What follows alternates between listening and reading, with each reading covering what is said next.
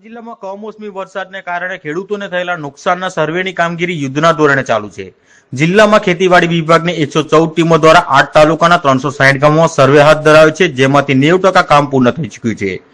જિલ્લા કલેક્ટર શ્રી પ્રવીણ ચૌધરીએ જણાવ્યું છે કે સરકાર ખેડૂતોની સાથે છે અને સર્વે ઝડપથી પૂર્ણ કરી વળતર પ્રક્રિયા શરૂ કરવામાં આવશે.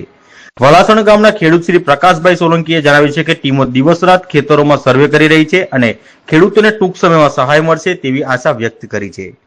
રિપોર્ટર લીસા વાઘેલા, આણંદ. મારું નામ પાર્થ ઇનામદાર છે. હું વલાસણનો વતની છું. અહીંયા આગળ ખેડૂત છું. સાથે સાથે અહીંયા આગળ ઘણા બધા ખેડૂતોને નુકસાન થયું છે ડાંગરના પાકમાં કમોસમી વરસાદને કારણે. તો અહીંયા આગળ બધા સર્વે ચાલી રહ્યા છે ખેડૂતો માટેના ડાંગરને પાકના.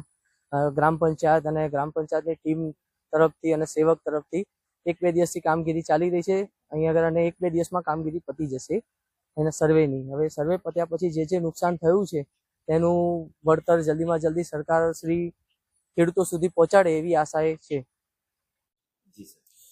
ગુજરાત રાજ્યમાં સમગ્ર રાજ્યમાં જે છેલ્લા અઠવાડિયામાં કમોસમી વરસાદ થઈ છે, આ વરસાદના લીધે ખેડૂતોને મોટા પાયે નુકસાન થયું છે અને આજ આણંદ જિલ્લામાં પણ ખેડૂતોને પાક નુકસાનીનો એક પ્રાથમિક રિપોર્ટ મળેલ હતું અને ગુજરાત રાજ્ય સરકારના માર્ગદર્શન અંતર્ગત આપણા જિલ્લામાં આણંદ જિલ્લામાં 114 જેટલી સર્વેની ટીમો બનાવવામાં આવી છે અને ખેતીવાડી વિભાગના તમામ અધિકારી કર્મચારી પણ રજાના દિવસોમાં પણ આ સર્વેની કામગીરી કરી રહ્યા છે.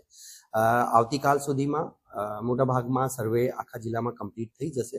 રાજ્ય સરકાર ખેડૂતો સાથે સંવેદના સાથે ખડે પગે ઊભી છે અને પૂરી સંવેદનાથી સમગ્ર કામગીરી અત્યારે ખેતીવાડી વિભાગના તમામ કર્મચારીઓ દ્વારા કરવામાં આવી છે.